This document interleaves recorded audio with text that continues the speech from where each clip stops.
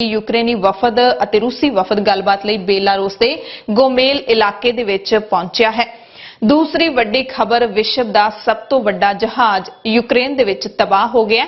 Kyiv ਦੇ ਬਾਹਰ ਹੋਸਟੋਮੈਲ ਹਵਾਈ ਅੱਡੇ ਤੇ रूसी ਫੌਜਾਂ ਦੇ ਹਮਲੇ ਦੇ ਵਿੱਚ ਜਹਾਜ਼ ਨੁਕਸਾਨਿਆ ਗਿਆ ਹੈ। यूक्रेन ਦੇ ਵਿੱਚ ਵਿਸ਼ਵ ਦਾ ਸਭ ਤੋਂ ਵੱਡਾ ਕਾਰਗੋ ਜਹਾਜ਼ ਐਂਟੋਨੋਵ 225 ਮਰੀਆ ਰਾਜਧਾਨੀ कीव ਦੇ ਬਾਹਰ ਹੋਸਟੋਮੈਲ रूसी ਹਮਲੇ ਦੇ ਵਿੱਚ ਸੜ ਕੇ ਤਬਾਹ ਹੋ ਗਿਆ।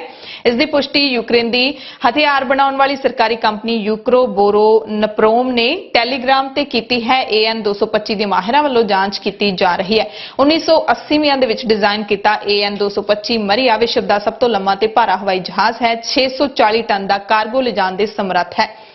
यूक्रेन ਤੇ ਕੀਤੇ ਫੌਜੀ ਹਮਲੇ ਤੋਂ ਬਾਅਦ ਆਲਮੀ ਪੱਧਰ ਤੇ ਆਰਥਿਕ ਤੇ ਹੋਰ ਪਾਬੰਦੀਆਂ ਜਿਹੜੀਆਂ ਨੇ ਉਹ ਰੂਸ ਤੇ ਲਾਈਆਂ ਗਈਆਂ ਨੇ ਤੇ ਇਸ ਜੰਗ ਦੇ ਦਰਮਿਆਨ ਡਾਲਰ ਦੇ ਮੁਕਾਬਲੇ ਰੂਸ ਦੀ ਕਰੰਸੀ ਰੂਬਲ 26% ਡਿੱਗ ਪਈ ਹੈ। ਰੂਸ ਨੇ ਅਹਿਮ ਵਿਆਜ ਦਰਾਂ ਵੀ ਫਿਰ 20% ਤੱਕ ਵਧਾ ਦਿੱਤੀਆਂ ਨੇ। ਰੂਬਲ ਨੂੰ ਹੋਰ ਡਿੱਗਣ ਤੋਂ ਬਚਾਉਣ ਦੇ ਲਈ ਕੇਂਦਰੀ ਬੈਂਕ ਹੈ ਜਿਹੜਾ ਰੂਸ ਦਾ ਉਸਨੇ ਪ੍ਰਮੁੱਖ ਦਰਾਂ ਨੂੰ 9.5% ਤੋਂ ਵਧਾ ਕੇ 20% ਕਰ ਦਿੱਤਾ ਹੈ। यूक्रेन ਦੇ ਵਿੱਚ ਹਜ਼ਾਰਾਂ ਦੀ ਗਿਣਤੀ ਵਿੱਚ ਭਾਰਤੀ ਵਿਦਿਆਰਥੀ ਹਾਲੇ ਵੀ ਫਸੇ ਨੇ। ਬਹੁਤ ਹੀ ਪਰੇਸ਼ਾਨ ਕਰਨ ਵਾਲੀਆਂ ਵੀਡੀਓਜ਼ ਸਾਹਮਣੇ ਆਈਆਂ ਨੇ ਵਿਦਿਆਰਥਣਾਂ ਦੀਆਂ, ਖਾਸ ਕਰਕੇ ਜਿਹੜੀਆਂ ਕਿ ਸਰਹੱਦਾਂ ਪਾਰ ਕਰਨ ਦੀ ਕੋਸ਼ਿਸ਼ ਕਰ ਰਹੀਆਂ ਸੀ ਤਾਂ ਉਹਨਾਂ ਨੂੰ ਫੌਜੀਆਂ ਦੇ ਵੱਲੋਂ ਕੁੱਟਿਆ ਮਾਰਿਆ ਜਾ ਰਿਹਾ ਹੈ। ਹਾਲਾਂਕਿ ਵਿਦਿਆਰਥਣਾਂ ਭਾਰਤ ਦੀਆਂ ਹੀ ਰਹਿਣ ਵਾਲੀਆਂ ਨੇ ਜਾਂ ਫਿਰ ਕਿਤੇ ਹੋਰ ਦੀਆਂ, ਇਸ ਦੀ ਪੁਸ਼ਟੀ ਨਹੀਂ ਹੋਈ, ਪਰ ਇੱਕ ਵੀਡੀਓ ਦੇ ਵਿੱਚ ਇੱਕ ਭਾਰਤੀ ਵਿਦਿਆਰਥਣ ਨੇ ਜ਼ਰੂਰ ਇਹ ਜਾਣਕਾਰੀ ਸਾਂਝੀ ਕੀਤੀ ਹੈ ਕਿ ਅਸੀਂ ਭਾਰਤੀ ਐਮਬੈਸੀ ਦੇ ਨਾਲ ਲਗਾਤਾਰ ਸੰਪਰਕ ਕਰਨ ਦੀ ਕੋਸ਼ਿਸ਼ ਕਰ ਰਹੇ ਹਾਂ, ਉਹਨਾਂ ਨੂੰ ਇਹ ਵੀਡੀਓਜ਼ ਵੀ ਭੇਜ ਰਹੇ ਹਾਂ ਕਿ ਸਰਹੱਦ ਦੇ ਉੱਤੇ ਉਹਨਾਂ ਨਾਲ ਕੁੱਟਮਾਰ ਕੀਤੀ ਗਈ ਹੈ, ਪਰ ਉਹ ਲਗਾਤਾਰ ਸਾਡੀ ਕਾਲ ਨੂੰ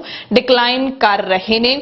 ਵੀਡੀਓਜ਼ ਨੇ ਜਿਹੜੀਆਂ ਉਹ ਮੂੰਹੋਂ ਬੋਲਦੀਆਂ ਨੇ। ਵਿਦਿਆਰਥਣਾਂ ਹੁਣ ਕਾਫੀ ਡਰ ਦੇ ਮਾਹੌਲ ਦੇ ਵਿੱਚ ਰਹਿ ਰਹੀਆਂ ਨੇ। ਇਸੇ ਦਰਮਿਆਨ ਭਾਰਤੀ ਐਮਬੈਸੀ ਨੇ ਕੀਵ ਦੇ ਵਿੱਚ ਫਸੇ ਭਾਰਤੀ ਨਾਗਰਿਕਾਂ ਨੂੰ ਰੇਲਵੇ ਸਟੇਸ਼ਨ ਪਹੁੰਚਣ ਦੀ ਸਲਾਹ ਵੀ ਦਿੱਤੀ। ਯੂਕਰੇਨ ਰਾਜਧਾਨੀ ਵਿੱਚ ਲੱਗਾ ਹਫ਼ਤਾਵਾਰੀ ਕਰਫਿਊ ਖੁੱਲਣ ਦਾ ਦਾਅਵਾ ਕੀਤਾ ਹੈ ਯੂਕਰੇਨ ਦੇ ਵਿੱਚ ਭਾਰਤੀ ਐਮਬੈਸੀ ਨੇ। ਉਹਨਾਂ ਕਿਹਾ ਕਿ ਭਾਰਤੀ ਵਿਦਿਆਰਥੀ ਸ਼ਹਿਰ ਤੋਂ ਬਾਹਰ ਨਿਕਲਣ ਤੇ ਯੂਕਰੇਨ ਦੇ ਪੱਛਮੀ ਹਿੱਸੇ ਵੱਲ ਅਗਲੇ ਸਫ਼ਰ ਦੇ ਲਈ ਰੇਲਵੇ ਸਟੇਸ਼ਨ ਜਾ ਸਕਦੇ ਨੇ। ਸਟੇਸ਼ਨ ਤੇ ਯੂਕਰੇਨ ਰੇਲਵੇ ਨੇ ਵਿਸ਼ੇਸ਼ ਟ੍ਰੇਨਾਂ ਦਾ ਪ੍ਰਬੰਧ ਕੀਤਾ ਹੈ। ਵਿਦੇਸ਼ ਮੰਤਰੀ S ਜੈਸ਼ੰਕਰ ਨੇ ਕਿਹਾ ਹੈ ਕਿ ਆਪਰੇਸ਼ਨ ਗੰਗਾ ਦੇ ਤਹਿਤ 6ਵੀਂ ਉਡਾਣ 240 ਨਾਗਰਿਕਾਂ ਨੂੰ ਲੈ ਕੇ ਹੰਗਰੀ ਦੀ ਰਾਜਧਾਨੀ ਬੁਡਾਪੇਸਟ ਤੋਂ ਨਵੀਂ ਦਿੱਲੀ ਲਈ ਰਵਾਨਾ ਹੋ ਗਈ। ਉਧਰ ਰੂਸ ਦੇ ਵੱਲੋਂ ਯੂਕਰੇਨ ਤੇ ਕੀਤੇ ਹਮਲੇ ਨੂੰ ਲੈ ਕੇ ਸੰਯੁਕਤ ਰਾਸ਼ਟਰ ਦੀ 193 ਮੈਂਬਰੀ ਆਮ ਸਭਾ ਦਾ ਐਮਰਜੈਂਸੀ ਵਿਸ਼ੇਸ਼ ਇਜਲਾਸ ਸੱਦੇ ਜਾਣ ਨੂੰ ਲੈ ਕੇ ਸਲਾਮਤੀ ਕੌਂਸਲ ਦੇ ਵਿੱਚ ਹੋਈ ਵੋਟਿੰਗ 'ਚੋਂ ਭਾਰਤ ਲਾਂਬੇ ਰਿਹਾ। ਹਾਲਾਂਕਿ ਭਾਰਤ ਨੇ ਬੇਲਾਰੂਸ ਸਰਹੱਦ ਤੇ ਗੱਲਬਾਤ ਕਰਨ ਲਈ ਮਾਸਕੋ ਤੇ ਕੀਵ ਦੇ ਫੈਸਲੇ ਦਾ ਸਵਾਗਤ ਕੀਤਾ। ਭਾਰਤ ਨੇ ਰੂਸ ਦੇ ਖਿਲਾਫ ਪ੍ਰਸਤਾਵ ਤੇ ਵੋਟ ਨਹੀਂ ਕੀਤਾ, ਪਰ ਇੱਕ ਅਹਿਮ ਗੱਲ ਜ਼ਰੂਰ ਕੀਤੀ ਹੈ। ਯੂਕਰੇਨ ਤੇ ਰੂਸੀ ਹਮਲੇ ਨੂੰ ਲੈ ਕੇ UN ਦੀ ਆਮ ਸਭਾ ਤੇ 15 ਮੈਂਬਰੀ ਸ਼ਕਤੀਸ਼ਾਲੀ ਸਥਾਪਿਤ ਕੌਂਸਲ ਦੇ ਵੱਲੋਂ ਵੱਖੋ ਵੱਖਰੀਆਂ ਮੀਟਿੰਗਾਂ ਵੀ ਕੀਤੀਆਂ ਗਈਆਂ। ਇਸ ਤੋਂ ਪਹਿਲਾਂ ਇਸ ਮਸਲੇ ਨੂੰ ਲੈ ਕੇ UN ਸਲਾਮਤੀ ਕੌਂਸਲ ਦੇ ਇੱਕ ਮਤੇ ਨੂੰ ਰੂਸ ਨੇ ਵੀਟੋ ਪਾਵਰ ਦੇ ਨਾਲ ਖਤਮ ਕਰ ਦਿੱਤਾ ਸੀ। ਸੰਯੁਕਤ ਰਾਸ਼ਟਰ ਦੇ ਵਿੱਚ ਭਾਰਤ ਦੇ ਸਥਾਈ ਨੁਮਾਇੰਦੇ TS ਤ੍ਰਿਮੂਰਤੀ ਨੇ VOTING ਤੋਂ ਲਾਂਬੇ ਹੋਣ ਨੂੰ ਲੈ ਕੇ ਸਪਸ਼ਟੀਕਰਨ ਦਿੱਤਾ ਹੈ। ਕਹਿੰਦੇ ਅਫਸੋਸ ਦੀ ਗੱਲ ਹੈ ਕਿ ਇਸ ਮਾਮਲੇ ਦੇ ਵਿੱਚ ਕੌਂਸਲ ਦੀ ਆਖਰੀ ਮੀਟਿੰਗ ਸੱਦੇ ਜਾਣ ਤੋਂ ਬਾਅਦ ਯੂਕਰੇਨ ਦੇ ਵਿੱਚ ਹਾਲਾਤ ਹੋਰ ਖਰਾਬ ਹੋ ਗਏ ਨੇ। ਕੂਟਨੀਤੀ ਤੇ ਸੰਵਾਦ ਦੇ ਰਾਹ ਪੈਣ ਤੋਂ ਇਲਾਵਾ ਹੋਰ ਕੋਈ ਬਦਲ ਨਹੀਂ ਬਚਿਆ। ਅਸੀਂ ਬੇਲਾਰੂਸ ਸਰਹੱਦ ਤੇ ਦੋਵਾਂ ਧਿਰਾਂ ਦੇ ਗੱਲਬਾਤ ਦਾ ਜਿਹੜਾ ਕਦਮ ਚੁੱਕਿਆ ਗਿਆ ਉਸ ਦਾ ਸਵਾਗਤ ਕਰਦੇ ਹਾਂ। ਅਸੀਂ ਸਾਰੇ ਪੱਖਾਂ ਦੇ ਸੰਪਰਕ ਦੇ ਵਿੱਚ ਹਾਂ, ਯਾਨੀ ਕਿ ਭਾਰਤ ਇੱਥੇ ਡਿਪਲੋਮੈਟਿਕ ਤਰੀਕੇ ਦੇ ਨਾਲ ਖੇਡ ਰਿਹਾ ਹੈ, ਕਿਸੇ ਦੇ ਪੱਖ ਜਾਂ ਕਿਸੇ ਦੇ ਖਿਲਾਫ ਨਹੀਂ ਬੋਲ ਰਿਹਾ। ਇਸੇ ਦਰਮਿਆਨ ਯੂਕਰੇਨ ਦੇ ਰੱਖਿਆ ਮੰਤਰਾਲੇ ਨੇ ਦਾਅਵਾ ਕੀਤਾ ਕਿ ਜੰਗ ਦੇ ਪਹਿਲੇ 4 ਦਿਨਾਂ ਦੇ ਵਿੱਚ ਰਸ਼ੀਆ ਦੇ 5000 ਤੋਂ ਵੱਧ ਫੌਜੀਆਂ ਦੀ ਮੌਤ ਹੋਈ ਹੈ। ਫੇਸਬੁੱਕ ਤੇ ਬਿਆਨ ਦਿੰਦਿਆਂ ਕਿਹਾ ਹੈ ਰੱਖਿਆ ਮੰਤਰਾਲੇ ਨੇ ਕਿ 5300 ਫੌਜੀ ਜਿਹੜੇ ਰੂਸ ਦੇ ਨੇ ਉਹਨਾਂ ਦੀ ਮੌਤ ਹੋ ਚੁੱਕੀ ਹੈ। 191 ਰੂਸੀ ਟੈਂਕ ਸਾਡੀਆਂ ਫੌਜਾਂ ਨੇ ਤਬਾਹ ਕਰ ਦਿੱਤੇ ਨੇ। ਯੂਕਰੇਨ ਸਰਕਾਰ ਦੇ ਮੁਤਾਬਿਕ 29 ਲੜਾਕੂ ਜਹਾਜ਼ ਤੇ 29 ਹੈਲੀਕਾਪਟਰ ਵੀ ਤਬਾਹ ਹੋਏ ਨੇ। ਸੰਯੁਕਤ ਰਾਸ਼ਟਰ ਦੇ ਮੁਤਾਬਿਕ 94 ਨਾਗਰਿਕਾਂ ਦੀ ਮੌਤ ਹੋਈ ਹੈ। ਇਸ ਤੋਂ ਪਹਿਲਾਂ ਯੂਕਰੇਨ ਦੇ ਰਾਸ਼ਟਰਪਤੀ ਵੋਲੋਦੀਮੀਰ ਜ਼ੈਲੈਂਸਕੀ ਨੇ ਵੀਡੀਓ ਜਾਰੀ ਕਰਕੇ ਦੱਸਿਆ ਕਿ ਰੂਸ ਵੱਲੋਂ ਕੀਤੇ ਹਮਲੇ ਦੇ ਵਿੱਚ 16 ਯੂਕਰੇਨੀ ਬੱਚੇ ਮਾਰੇ ਗਏ ਨੇ, 45 ਹੋਰ ਜ਼ਖਮੀ ਹੋਏ ਨੇ। ਜ਼ੈਲੈਂਸਕੀ ਨੇ ਪੱਛਮੀ ਮੁਲਕਾਂ ਵੱਲੋਂ ਰੂਸ ਤੇ ਲਾਈਆਂ ਗਈਆਂ ਪਾਬੰਦੀਆਂ ਦੀ ਸ਼ਲਾਘਾ ਕੀਤੀ, ਜਿਹਦੇ ਕਰਕੇ ਡਾਲਰ ਦੇ ਮੁਕਾਬਲੇ ਰੂਸ ਦੀ ਕਰੰਸੀ ਰੂਬਲ 28% ਤੱਕ ਡਿੱਗ ਗਈ, ਯਾਨੀ ਕਿ 30% ਤੱਕ ਹੀ ਡਿੱਗ ਗਈ ਹੈ। ਜ਼ੈਲੈਂਸਕੀ ਨੇ ਰੂਸੀ ਫੌਜਾਂ ਨੂੰ ਸੱਦਾ ਦਿੱਤਾ ਹੈ ਕਿ ਉਹ ਹਥਿਆਰ ਸੁੱਟ ਕੇ ਭੱਜ ਜਾਣ। ਜ਼ੈਲੈਂਸਕੀ ਨੇ ਰੂਸੀ ਫੌਜੀਆਂ ਨੂੰ ਕਿਹਾ ਕਿ ਆਪਣੇ ਕਮਾਂਡਰਾਂ ਤੇ ਤੁਸੀਂ ਯਕੀਨ ਨਾ ਕਰੋ, ਆਪਣੀਆਂ ਜਾਨਾਂ ਬਚਾ ਕੇ ਭੱਜ ਜਾਓ, ਕਿਉਂਕਿ ਇੱਥੇ 5300 ਫੌਜੀ ਮਾਰੇ ਵੀ ਜਾ ਚੁੱਕੇ ਨੇ। Бажаю здоров'я українських героїв. 5-та доба повномасштабної війни Росії проти народу України. Стоїмо міцно. Ми пережили за цей час стільки, скільки іншим народам може не випасти і за десятки років. Нам довго говорили, що українці в чомусь не такі, в чомусь неправильні, що мають десятиліттям виконувати так звані домашні завдання. Через це ми часто не помічали, на що ми ਰਾਸ਼ਟਰਪਤੀ ਵੋਲੋਦੀਮੀਰ ਜ਼ੈਲੈਂਸਕੀ ਨੇ ਹੁਣ ਕੈਦੀਆਂ ਨੂੰ ਵੀ ਰੂਸ ਦੇ ਖਿਲਾਫ ਜੰਗ ਵਿੱਚ ਭੇਜਣ ਦਾ ਫੈਸਲਾ ਲਿਆ ਹੈ। ਜ਼ੈਲੈਂਸਕੀ ਨੇ ਕਿਹਾ ਕਿ ਯੂਕਰੇਨ ਉਹਨਾਂ ਫੌਜੀ ਅਨੁਭਵ ਵਾਲੇ ਕੈਦੀਆਂ ਨੂੰ ਰਿਹਾ ਕਰੇਗਾ ਜੋ ਰੂਸ ਦੇ ਖਿਲਾਫ ਲੜਾਈ ਦੇ ਵਿੱਚ ਸ਼ਾਮਿਲ ਹੋਣ ਲਈ ਤਿਆਰ ਹੋਣਗੇ। ਜ਼ੈਲੈਂਸਕੀ ਨੇ ਆਪਣੇ ਭਾਸ਼ਣ ਵਿੱਚ ਰੂਸੀ ਫੌਜੀਆਂ ਨੂੰ ਵੀ ਅਪੀਲ ਕੀਤੀ ਹੈ, ਆਪਣੀ ਜਾਨ ਬਚਾਓ, ਚਲੇ ਜਾਓ। ਰੂਸੀ ਫੌਜ ਦਾ ਮੁਕਾਬਲਾ ਕਰਨ ਲਈ ਆਮ ਨਾਗਰਿਕਾਂ ਨੇ ਵੀ ਹਥਿਆਰ ਚੁੱਕ ਲਏ ਨੇ। ਯੂਕਰੇਨ ਤੇ ਰੂਸ ਦੇ ਹਮਲੇ ਦੇ 5ਵੇਂ ਦਿਨ ਦੇਸ਼ ਵਿੱਚ ਕਈ ਸ਼ਹਿਰ ਅਲਰਟ ਤੇ ਰਹੇ। ਯੂਕਰੇਨ ਨੇ ਯੂਰਪ ਦੇ ਸਭ ਤੋਂ ਵੱਡੇ ਪਰਮਾਣੂ ਸਟੇਸ਼ਨ ਜ਼ਪੋਰਿਝੀਆ ਤੇ ਰੂਸ ਦੇ ਦਾਅਵੇ ਨੂੰ ਖਾਰਜ ਕੀਤਾ ਹੈ, ਜਦਕਿ ਰੂਸ ਦਾਅਵਾ ਕਰ ਰਿਹਾ ਹੈ ਕਿ ਉਹਨਾਂ ਦੀ ਫੌਜ ਨੇ ਇਸ ਤੇ ਕਬਜ਼ਾ ਕਰ ਲਿਆ। ਯੂਕਰੇਨ ਦੀ ਸਭ ਤੋਂ ਵੱਡੀ ਸਰਕਾਰੀ ਨਿਊਕਲੀਅਰ ਕੰਪਨੀ ਐਨਰਗੋਆਤਮ ਨੇ ਕਿਹਾ ਕਿ ਰੂਸ ਦਾ ਦਾਅਵਾ ਬਿਲਕੁਲ ਝੂਠਾ ਹੈ ਤੇ ਫਰਜ਼ੀ ਹੈ। ਰੂਸ ਨੇ ਸੋਮਵਾਰ ਨੂੰ ਕਿਹਾ ਸੀ ਕਿ ਸਾਡੀ ਫੌਜ ਨੇ ਸਟੇਸ਼ਨ ਤੇ ਕਬਜ਼ਾ ਕਰ ਲਿਆ ਹੈ, ਇਸ ਦਾ ਕੰਮ ਠੀਕ-ਠਾਕ ਤਰੀਕੇ ਨਾਲ ਚੱਲ ਵੀ ਰਿਹਾ ਹੈ। ਯੂਕਰੇਨ ਤੇ ਰੂਸ ਦੇ ਦਰਮਿਆਨ ਯੁੱਧ ਕਾਰਨ ਯੂਕਰੇਨ ਦੀ ਰਾਜਧਾਨੀ ਕੀਵ ਦੇ ਵਿੱਚ ਕਰਫਿਊ ਲਾਇਆ ਗਿਆ ਸੀ। ਸੋਮਵਾਰ ਸਵੇਰੇ ਕਰਫਿਊ ਥੋੜੇ ਟਾਈਮ ਦੇ ਲਈ ਹਟਾ ਦਿੱਤਾ ਗਿਆ, ਜਿਸ ਤੋਂ ਬਾਅਦ ਸ਼ਹਿਰ ਦੇ ਬਾਜ਼ਾਰ ਫਿਰ ਖੁੱਲ ਗਏ, ਲੋਕ ਘਰਾਂ ਤੋਂ ਬਾਹਰ ਨਿਕਲੇ ਪਰ ਟਾਵੇਂ ਤੇ ਕਰਫਿਊ ਖੁੱਲਣ ਤੋਂ ਬਾਅਦ ਹੀ ਭਾਰਤੀ ਸਫਾਰਤਖਾਨੇ ਨੇ ਵਿਦਿਆਰਥੀਆਂ ਨੂੰ ਰੇਲਵੇ ਸਟੇਸ਼ਨਾਂ ਵੱਲ ਜਾਣ ਲਈ ਕਿਹਾ। ਹਾਲਾਂਕਿ ਮੰਗਲਵਾਰ ਰਾਤ ਨੂੰ 10 ਵਜੇ ਦੁਬਾਰਾ ਕਰਫਿਊ ਲੱਗ ਜਾਏਗਾ, ਕੀਵ ਦੇ ਸਥਾਨਕ ਸਮੇਂ ਦੇ ਮੁਤਾਬਿਕ, ਜੋ ਸਵੇਰੇ 7 ਵਜੇ ਤੱਕ ਜਾਰੀ ਰਹੇਗਾ। ਹਾਲਾਂਕਿ ਲੋਕਾਂ ਨੂੰ ਇਹ ਸਲਾਹ ਵੀ ਦਿੱਤੀ ਗਈ ਹੈ ਕਿ ਜਦੋਂ ਤੱਕ ਜ਼ਰੂਰੀ ਨਾ ਹੋਵੇ ਉਹ ਆਪਣੇ ਘਰਾਂ ਜਾਂ ਜਿੱਥੇ ਵੀ ਰਹਿਣ ਦਾ ਠਿਕਾਣਾ ਹੋਵੇ ਉੱਥੋਂ ਬਾਹਰ ਨਾ ਨਿਕਲਣ। ਇਸੇ ਦਰਮਿਆਨ ਭਾਰਤੀ ਦੂਤਾਵਾਸ ਨੇ ਯੂਕਰੇਨ ਦੇ ਵਿੱਚ ਫਸੇ ਭਾਰਤੀਆਂ ਨੂੰ ਇੱਕ ਹੋਰ ਜ਼ਰੂਰੀ ਸੁਨੇਹਾ ਭੇਜਿਆ ਹੈ। ਦੂਤਾਵਾਸ ਨੇ ਕਿਹਾ ਕਿ ਦਨੀਪਰੋ ਦੇ ਵਿੱਚ ਫਸੇ ਹੋਏ ਵਿਦਿਆਰਥੀ ਮੈਟਰੋ ਅਤੇ ਬੱਸਾਂ ਦੇ ਰਾਹੀਂ ਰੇਲਵੇ ਸਟੇਸ਼ਨਾਂ ਤੱਕ ਜਾ ਸਕਦੇ ਨੇ। ਉੱਥੇ ਮੈਟਰੋ ਤੇ ਬੱਸਾਂ ਕੰਮ ਕਰ ਰਹੀਆਂ ਨੇ। ਭਾਰਤ ਦੇ ਵਿਦੇਸ਼ ਮੰਤਰਾਲੇ ਦੇ ਬੁਲਾਰੇ ਅਰਿੰਦਮ ਬਾਗਚੀ ਨੇ ਕਿਹਾ ਕਿ ਹੁਣ ਭਾਰਤੀ ਵਿਦਿਆਰਥੀਆਂ ਨੂੰ ਉੱਥੋਂ ਬਾਹਰ ਕੱਢਣ ਦੇ ਲਈ ਸਾਡੇ ਕੋਲ ਮੋਲਡੋਵਾ ਰਾਹੀਂ ਇੱਕ ਨਵਾਂ ਰਾਹ ਹੈ, ਇਹ ਹੁਣ ਚਾਲੂ ਹੈ। ਸਾਡੀਆਂ ਟੀਮਾਂ ਯੂਕਰੇਨ ਦੇ ਵਿੱਚ ਫਸੇ ਭਾਰਤੀਆਂ ਦੀ ਮਦਦ ਕਰਨਗੀਆਂ। ਅਸੀਂ ਰੋਮਾਨੀਆ ਰਾਹੀਂ ਭਾਰਤੀਆਂ ਨੂੰ ਕੱਢਣ ਵਿੱਚ ਮਦਦ ਕਰਾਂਗੇ। ਉਹਨਾਂ ਨੇ ਕਿਹਾ ਕਿ ਅਸੀਂ ਭਾਰਤੀਆਂ ਨੂੰ ਪੱਛਮੀ ਯੂਕਰੇਨ ਜਾਣ ਦੀ ਬੇਨਤੀ ਕਰਦੇ ਹਾਂ, ਪਰ ਉਹ ਸਿੱਧਾ ਸਰਹੱਦ ਤੇ ਨਾ ਪਹੁੰਚਣ ਕਿਉਂਕਿ ਉੱਥੇ ਭੀੜ ਹੈ ਤੇ ਇਹਦੇ ਵਿੱਚ ਸਮਾਂ ਲੱਗੇਗਾ। ਨੇੜੇ ਤੇੜੇ ਦੇ ਸ਼ਹਿਰਾਂ ਵਿੱਚ ਜਾਣ, ਉੱਥੇ ਸ਼ਰਨ ਲੈਣ, ਅਸੀਂ ਉੱਥੇ ਪ੍ਰਬੰਧ ਕਰ ਰਹੇ ਹਾਂ। ਸਾਡੀਆਂ ਟੀਮਾਂ ਉਹਨਾਂ ਦੀ ਮਦਦ ਕਰਨਗੀਆਂ। ਉਹਨਾਂ ਨੇ ਭਾਰਤੀਆਂ ਨੂੰ ਫਿਰ ਦਿਲਾਸਾ ਦਿੱਤਾ ਹੈ ਕਿ ਘਬਰਾਓ ਨਾ, ਸਾਡੇ ਕੋਲ ਕਾਫੀ ਉਡਾਣਾਂ ਨੇ।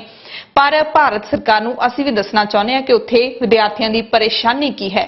ਬੰਕਰਾਂ ਦੇ ਵਿੱਚ ਲੁਕੇ ਹੋਏ ਨੇ, ਜ਼ਮੀਨਦੋਜ਼ ਇਲਾਕਿਆਂ ਦੇ ਵਿੱਚ ਲੁਕੇ ਹੋਏ ਨੇ। ਉੱਥੋਂ ਰੇਲਵੇ ਸਟੇਸ਼ਨਾਂ ਤੱਕ ਜਾਣ ਅਤੇ ਉੱਥੋਂ ਸਰਹੱਦਾਂ ਤੱਕ ਜਾਣ ਦੇ ਲਈ ਕਿਹੜਾ ਤਰੀਕਾ ਅਪਣਾਉਣ, ਉੱਥੇ ਵਿਦਿਆਰਥੀ ਵਾਰੀ-ਵਾਰੀ ਇਹੀ ਸਮਝਾਉਣ ਦੀ ਕੋਸ਼ਿਸ਼ ਕਰ ਰਹੇ ਨੇ ਭਾਰਤ ਸਰਕਾਰ ਨੂੰ ਕਿ ਸਾਨੂੰ ਅੰਦਰ ਪ੍ਰਬੰਧ ਕਰਕੇ ਦਿੱਤਾ ਜਾਵੇ, ਯੂਕਰੇਨ ਸਰਕਾਰ ਦੇ ਨਾਲ ਗੱਲਬਾਤ ਕੀਤੀ ਜਾਵੇ, ਕਿਉਂਕਿ ਬਾਕੀ ਸਾਰੇ ਮੁਲਕਾਂ ਨੇ ਆਪੋ ਆਪਣੇ ਵਿਦਿਆਰਥੀਆਂ ਨੂੰ, ਆਪਣੇ ਨਾਗਰਿਕਾਂ ਨੂੰ ਉੱਥੋਂ ਕੱਢ ਲਿਆ ਹੈ।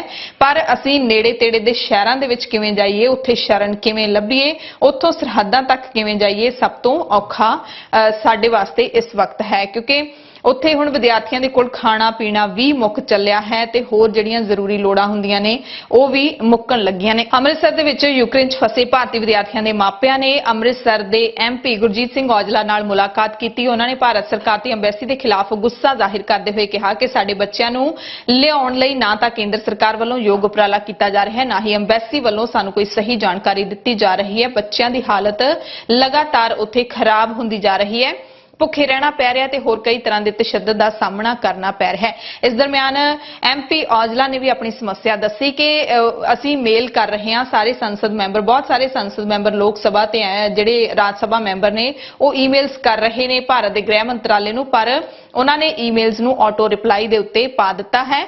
ਸਾਰੇ ਜਿਹੜੇ MPs ਹੈਗੇ ਨੇ ਉਹ ਆਪੋ ਆਪਣੇ ਇਲਾਕੇ ਦੇ ਬੱਚਿਆਂ ਦੀ ਲਿਸਟ ਬਣਾ ਕੇ ਮੰਤਰਾਲੇ ਨੂੰ ਭੇਜ ਰਹੇ ਨੇ, ਪਰ ਸਾਰੀਆਂ ਈਮੇਲ ਆਈਡੀਜ਼ ਨੂੰ ਆਟੋ ਰਿਪਲਾਈ ਤੇ ਪਾ ਦਿੱਤਾ ਗਿਆ ਹੈ। ਗੁਰਜੀਤ ਔਜਲਾ ਨੇ ਵੀ ਨਾਰਾਜ਼ਗੀ ਜ਼ਾਹਿਰ ਕਰਦਿਆਂ ਟਵੀਟ ਕੀਤਾ ਕਿ ਜੇ ਪ੍ਰਧਾਨ ਮੰਤਰੀ ਦਫ਼ਤਰ ਤੇ ਵਿਦੇਸ਼ ਮੰਤਰਾਲੇ ਦੇ ਅਫਸਰ ਜਨਤਾ ਵੱਲੋਂ ਚੁਣੇ ਗਏ ਸੰਸਦ ਮੈਂਬਰਾਂ ਦੇ ਸੰਪਰਕ ਵਿੱਚ ਹੀ ਨਹੀਂ ਹਨ ਤਾਂ ਫਿਰ ਉਹ ਯੂਕਰੇਨ ਵਿੱਚ ਫਸੇ ਬੱਚਿਆਂ ਦੇ ਸੰਪਰਕ ਵਿੱਚ ਕਿਵੇਂ ਹੋ ਸਕਦੇ ਨੇ। ਇਸੇ ਦਰਮਿਆਨ ਕਾਂਗਰਸ ਦੇ ਵੱਡੇ ਲੀਡਰ ਰਾਹੁਲ ਗਾਂਧੀ ਨੇ ਕਿਹਾ ਕਿ ਅਸੀਂ ਆਪਣੇ ਲੋਕਾਂ ਦਾ ਇੰਜ ਸਾਥ ਨਹੀਂ ਛੱਡ ਸਕਦੇ। ਸਰਕਾਰ ਨੂੰ ਅਪੀਲ ਕੀਤੀ ਹੈ ਰਾਹੁਲ ਨੇ ਕਿ ਯੂਕਰੇਨ ਦੇ ਵਿੱਚ ਫਸੇ ਭਾਰਤੀਆਂ ਤੇ ਉਹਨਾਂ ਦੇ ਪਰਿਵਾਰਾਂ ਨਾਲ ਤੁਸੀਂ ਆਪਣੀ ਯੋਜਨਾ ਸਾਂਝੀ ਕਰੋ ਕਿ ਕਿਵੇਂ ਤੁਸੀਂ ਉਹਨਾਂ ਨੂੰ ਉੱਥੋਂ ਲਿਆ ਰਹੇ ਹੋ, ਕਿਉਂਕਿ ਬੱਚਿਆਂ ਨੂੰ ਫੌਜ ਤੰਗ ਪਰੇਸ਼ਾਨ ਕਰ ਰਹੀ ਹੈ। ਅਜਿਹੀ ਹਿੰਸਾ ਹੁੰਦੀ ਵੇਖ ਕੇ ਕਹਿੰਦੇ ਮੇਰਾ ਵੀ ਦਿਲ ਬਾਹਰ ਨੂੰ ਆ ਰਿਹਾ ਹੈ, ਰਾਹੁਲ ਗਾਂਧੀ ਨੇ ਟਵੀਟ ਕੀਤਾ ਹੈ। ਖਾਰਕੀਵ ਜਿਹੜਾ ਕਿ ਦੂਸਰਾ ਵੱਡਾ ਸ਼ਹਿਰ ਹੈ ਯੂਕਰੇਨ ਦਾ, ਉੱਥੇ ਵੀ ਫੌਜ ਦਾਖਲ ਹੋ ਚੁੱਕੀ ਹੈ। ਵੱਡੀ ਗਿਣਤੀ ਦੇ ਵਿੱਚ ਉੱਥੇ ਵਿਦਿਆਰਥੀ ਫਸੇ ਹੋਏ ਨੇ।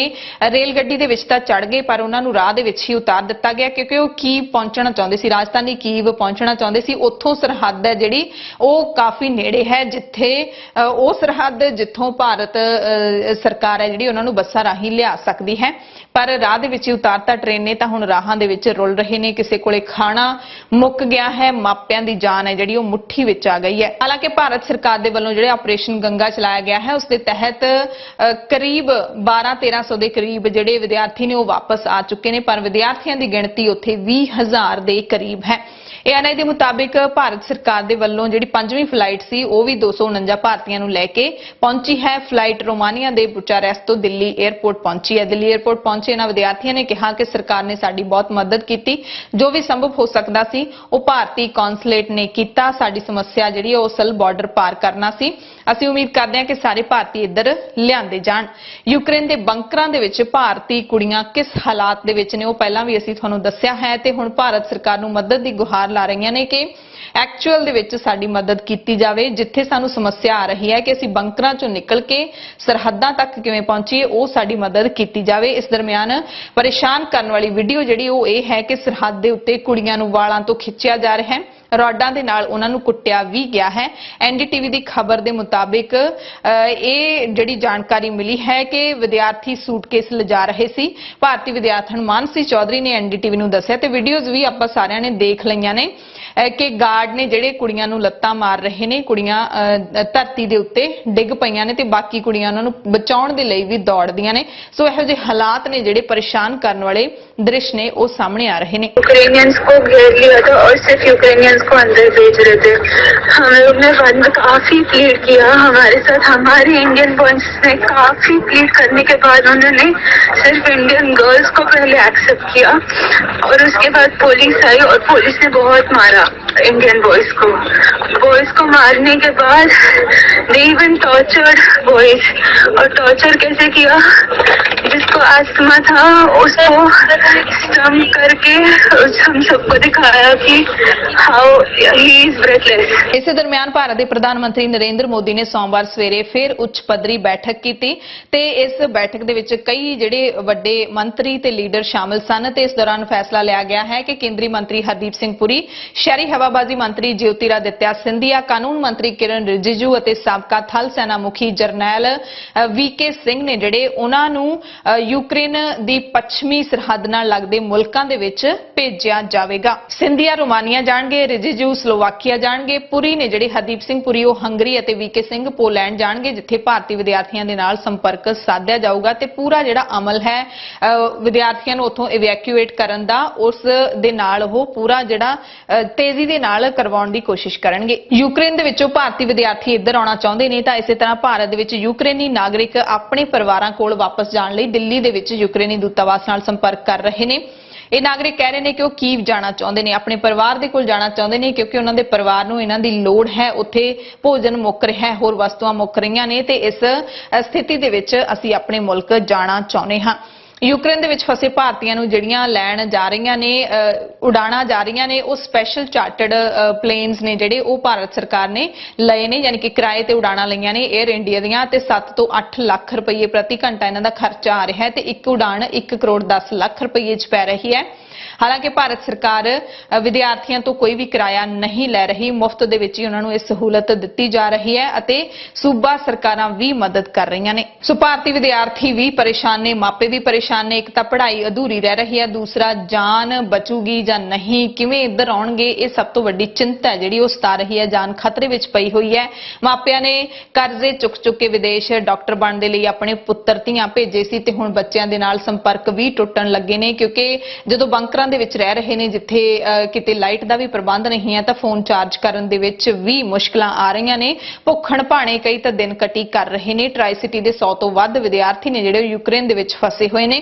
ਮਾਪੇ ਲਗਾਤਾਰ ਅਪੀਲ ਕਰ ਰਹੇ ਨੇ ਭਾਰਤ ਸਰਕਾਰ ਨੂੰ ਕਿ ਜਿਹੜਾ ਹੈਗਾ ਜਲਦੀ ਉਹਨਾਂ ਦੇ ਬੱਚਿਆਂ ਨੂੰ ਇੱਧਰ ਲਿਆਉਣ ਦੇ ਲਈ ਕੁਛ ਨਾ ਕੁਛ ਤੇਜ਼ੀ ਦੇ ਨਾਲ ਕੀਤਾ ਜਾਵੇ। ਵਿਦਿਆਰਥੀ ਵੀ ਉਧਰੋਂ ਹੁਣ ਸੁਨੇਹੇ ਲਾਉਣ ਲੱਗੇ ਨੇ ਕਿ ਭਾਰਤ ਦੇ ਵਿੱਚ ਪ੍ਰੋਟੈਸਟ ਕਰੋ, ਸਰਕਾਰ ਤੇ ਦਬਾਅ ਬਣਾਓ ਤਾਂ ਕਿ ਸਰਕਾਰ ਗੰਭੀਰ ਇਸ ਮੁੱਦੇ ਨੂੰ ਲਵੇ ਤੇ ਸਾਨੂੰ ਉੱਥੋਂ ਬਾਹਰ ਕੱਢੇ। ਰੂਸ ਦੇ ਰਾਸ਼ਟਰਪਤੀ ਵਲਾਦੀਮੀਰ ਪੁਤਿਨ ਨੇ 27-28 ਦੀ ਰਾਤ ਨੂੰ ਇੱਕ ਵੱਡਾ ਜਿਹੜਾ ਕਦਮ ਚੁੱਕਿਆ, ਆਪਣੀ ਜਿਹੜੀ ਪਰਮਾਣੂ ਫੌਜ ਹੈ ਉਸ ਨੂੰ ਤਿਆਰ-ਬਰ ਤਿਆਰ ਰਹਿਣ ਲਈ ਕਹਿ ਦਿੱਤਾ, ਅਲਰਟ ਤੇ ਰਹਿਣ ਲਈ ਕਹਿ ਦਿੱਤਾ, ਜਿਸ ਦੀ ਹਰ ਮੁਲਕ ਨੇ ਨਿਖੇਧੀ ਕੀਤੀ। ਯੂਕਰੇਨ ਦੇ ਰਾਸ਼ਟਰਪਤੀ ਨੇ ਵੀ ਕਿਹਾ ਕਿ ਬਹੁਤ ਹੀ ਵੱਡੀ ਆਫਤ ਹੋਏਗਾ ਪੂਰੀ ਦੁਨੀਆ ਦੇ ਲਈ ਅਗਰ ਪਰਮਾਣੂ ਹਮਲਾ ਹੁੰਦਾ ਹੈ। ਸੋ ਮੀਟਿੰਗ ਦੇ ਵਿੱਚੋਂ ਕੀ ਨਿਕਲਦਾ ਹੈ ਇਸ ਤੇ ਸਭ ਦੀਆਂ ਨਜ਼ਰਾਂ ਟਿਕੀਆਂ ਹੋਈਆਂ ਨੇ ਤੇ ਰੂਸ ਵੱਲੋਂ ਯੂਕਰੇਨ ਤੇ ਕੀਤੇ ਹਮਲੇ ਦਾ ਵਿਰੋਧ ਰੂਸੀ ਲੋਕ ਵੀ ਕਰ ਰਹੇ ਨੇ।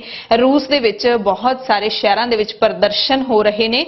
ਜਰਮਨੀ ਅਤੇ ਬ੍ਰਿਟੇਨ ਦੇ ਵਿੱਚ ਵੀ ਲੱਖਾਂ ਲੋਕ ਰੂਸ ਦੇ ਖਿਲਾਫ ਪ੍ਰਦਰਸ਼ਨ ਕਰ ਰਹੇ ਨੇ, ਪੁਤਿਨ ਨੂੰ ਜੰਗ ਰੋਕਣ ਦੇ ਲਈ ਕਹਿ ਰਹੇ ਨੇ। ਤਾਜ਼ਾ ਖਬਰ ਇਹ ਵੀ ਮਿਲ ਰਹੀ ਹੈ ਕਿ ਰੂਸ ਦੇ ਰੱਖਿਆ ਮੰਤਰੀ ਨੇ ਰਾਸ਼ਟਰਪਤੀ ਪੁਤਿਨ ਨੂੰ ਜਾਣਕਾਰੀ ਦੇ ਦਿੱਤੀ ਹੈ ਕਿ ਉਸਨੇ ਆਪਣੇ ਪਰਮਾਣੂ ਮਿਜ਼ਾਈਲ ਐਕਟੀਵੇਟ ਕਰ ਦਿੱਤੇ ਨੇ। ਪਰਮਾਣੂ ਮਿਜ਼ਾਈਲ ਅਤੇ ਪਣਡੁੱਬੀ ਅਲਰਟ ਤੇ ਕਰ ਦਿੱਤੀ ਗਈ ਹੈ।